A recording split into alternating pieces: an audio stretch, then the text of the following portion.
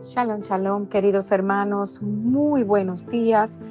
Llegamos a la cuarta aliyá o lectura de la Parashá Vayera y estaremos analizando el capítulo 19, versículo 21 hasta el capítulo 21, versículo 4 de este libro de Génesis que estamos estudiando. Y en la porción anterior vimos cómo Sodoma y Gomorra, por su maldad, fueron destruidas.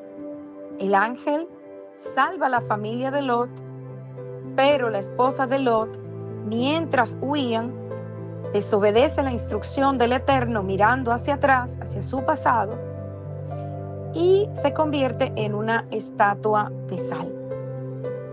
La escritura nos relata en Génesis capítulo 19, 30 al 32, que Lot y sus hijas sobrevivieron y estuvieron viviendo en una cueva en el desierto. La palabra nos dice: pero Lot subió de Zoar y moró en el monte, y sus dos hijas con él, porque tuvo miedo de quedarse en Zoar, y habitó en una cueva él y sus dos hijas.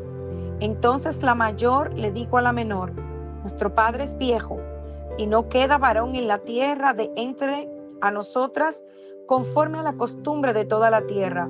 Ven, demos a beber vino a nuestro padre y durmamos con él, y conservaremos de nuestro padre descendencia.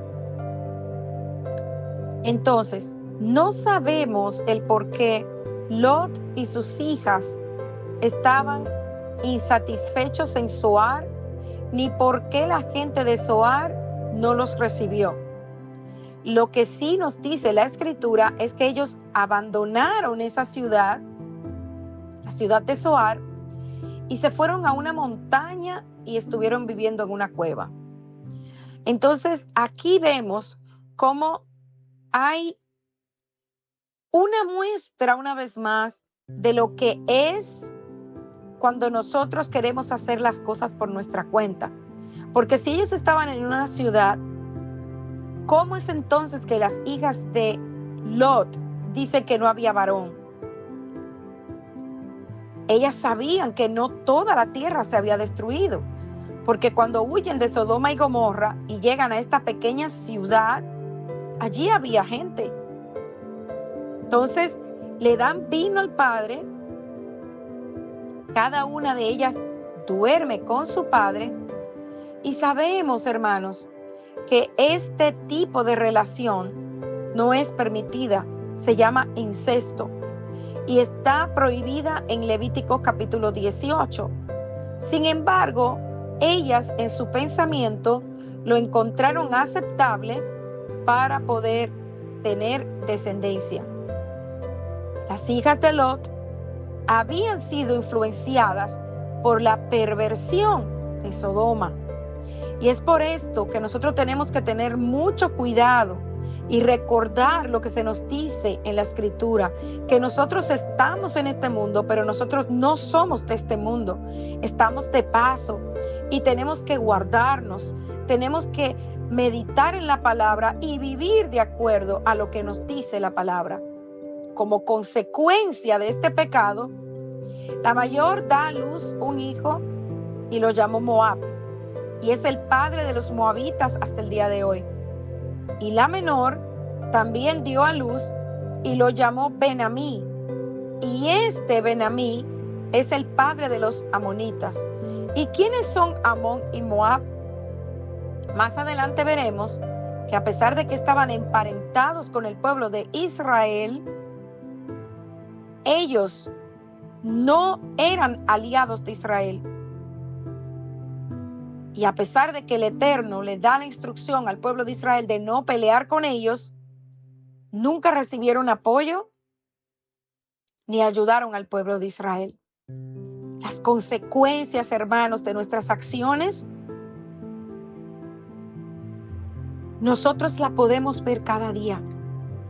Y muchas veces son devastadoras. Luego, la escritura nos relata en Génesis 21 que Abraham partió de allí de donde estaba viviendo hacia la tierra del Negev y se estableció entre Cades y Shur. Y estuvo viviendo allí un tiempo en Gerar. Hoy en día esa región es un desierto, pero queda cerca de un wadí, que es la cuenca de un río que se llena de agua en ciertas épocas, especialmente en la época lluviosa. Y si usted quiere ubicar esta región en un mapa, está al sur de lo que hoy es Gaza. Entonces, Abraham había estado en Hebrón y es de allí que él sale por mucho tiempo, pero entonces levanta sus tiendas y se va a este lugar en Gerar. Y el problema aquí, hermanos, una vez más, es que él y su familia volvieron a ser desconocidos, o sea, extranjeros entre los habitantes de Gerar. Y cuando un extranjero llega a una tierra ajena, está en una posición vulnerable. Es por esto que si usted analiza la escritura, se da cuenta que el Eterno siempre dice que cuidemos, tratemos bien a los extranjeros, porque nuestro pueblo fue extranjero por muchos años en el desierto y cuando estuvieron en Egipto. Entonces, Abraham se ve en la necesidad de hacer una alianza con este nuevo rey.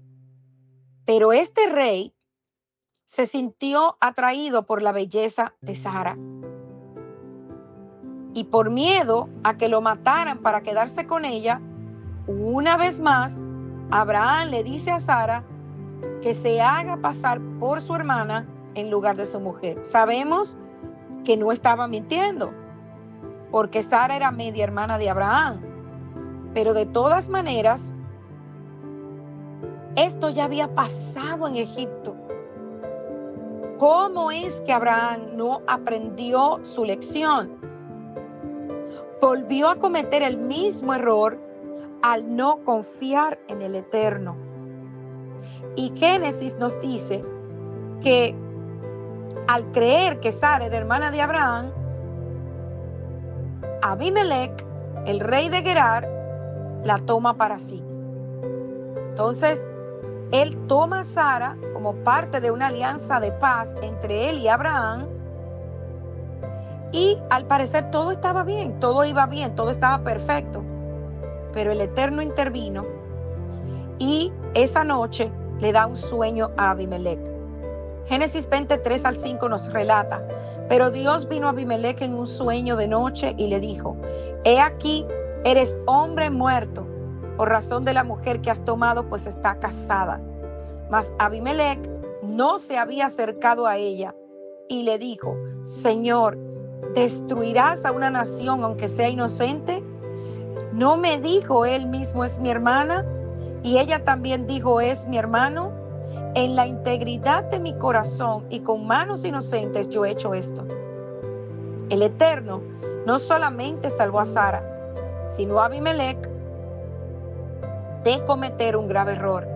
El rey había tomado a Sara como concubina, creyendo que podía, pero ella era casada. Y si hubiesen tenido intimidad, las consecuencias serían graves, no solamente para ellos dos, sino para toda la casa de Abimelech. Pero el Eterno fue bueno y lo detuvo. Y Génesis 20, del 6 al 8 nos continúa relatando. Dice: entonces el Eterno le dio un sueño. Sí, yo sé que en la integridad de tu corazón has hecho esto, y además yo te guardé de pecar contra mí. Por eso no te dejé que la tocaras. Ahora pues devuelve la mujer al marido, porque él es profeta y orará por ti y vivirás. Mas si no la devuelves, sabe que de cierto morirás tú y todos los tuyos. Abimelech se levantó muy de mañana, llamó a todos sus siervos y relató todas estas cosas a oído de ellos, y los hombres se atemorizaron en gran manera. El Señor protegió no solo a Sara y a Abraham, sino también a Abimelech y a su casa. El rey estaba actuando con integridad Pero en Abraham no había sido completamente sincero y honesto. Da tristeza, hermanos, ver cómo esta porción inicia con el error de las hijas de Lot, tomando las cosas en sus manos. Y luego vemos aquí a Abraham repitiendo un mismo error. Por miedo, hermanos, por temor. Quiere hacer las cosas a su manera en vez de confiar en el Eterno. Abraham y Sara habían hecho un pacto basado en el miedo con Abimelech, no en la confianza del Eterno. Hermanos, ¿se imaginan que Abimelech hubiese tocado a Sara cuando ya había una promesa de que Sara iba a darle un hijo a Abraham? La gracia del Eterno limpió la reputación de Sara, que quedó sin mancha. Y no solo fue devuelta a Abraham sin ser tocada, sin ser mancillada, sino que además se le entregó un pago de redención. Y eso está cuando continuamos leyendo Génesis 20 del 14 al 16, que dice: entonces Abimelech tomó ovejas y vacas, siervos y siervas, y se los dio a Abraham y le devolvió a su mujer. Y Abimelech le dijo: he aquí, mi tierra está delante de ti, habita donde quieras. Y a Sara le dijo: mira, he dado a tu hermano 1000 piezas de plata. He aquí, esta es tu vindicación delante de todos los que están contigo, y ante todos quedas vindicada. La palabra vindicación en hebreo es kesut einaim, que significa cubierta para los ojos. O sea, la plata que tipifica redención, que tipifica que ella estaba siendo redimida, que estaba siendo devuelta sin mancha y sin pecado, iba a cubrir los ojos. O sea, para cubrir el acto injusto que pudo haber llegado a ser, y para proteger la reputación de ella como mujer, haciendo saber que ella era pura y que no la había tocado Abimelech. Y hermanos, esto, como les acabo de decir, es importantísimo. Dejar prueba de que Sara no había sido tocada por otro hombre, además de su esposo Abraham, ya que esto aseguraría al 100% que el hijo que Sara iba a tener no iba a ser de Abimelech, sino de Abraham. Entonces, imagínense, hermanos, el error de Abraham estuvo a punto, una vez más, de poner en juego el futuro del hijo de la promesa, pues ya anteriormente, al él escuchar a Sara y allegarse a Agar y tener a Ismael, habían una vez más tomado en sus manos hacer, o mejor dicho, querer ayudar al Eterno en cuanto a la promesa de un hijo. Vemos en el siguiente capítulo que finalmente Sara concibe. Génesis 21 del 1 al 2. El Eterno visitó a Sara, o sea, concibió, e hizo el Eterno por Sara como había prometido. Y Sara concibió y dio a luz un hijo a Abraham en su vejez, en el tiempo que el Eterno había señalado y les había dicho. Entonces, antes que naciera Isaac, el Eterno quería que ellos entendieran que el Eterno iba limpiando el camino antes de que naciera el hijo de la promesa. También esto les enseña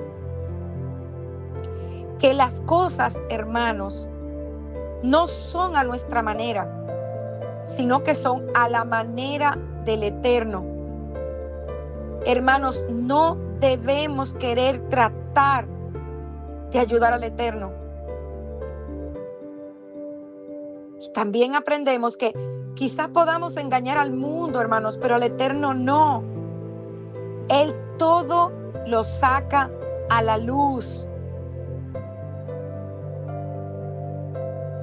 Y también vemos cómo sus promesas son un sí y un amén. Y lo que Él promete, Él lo cumple porque el Eterno es fiel. Shalom, shalom.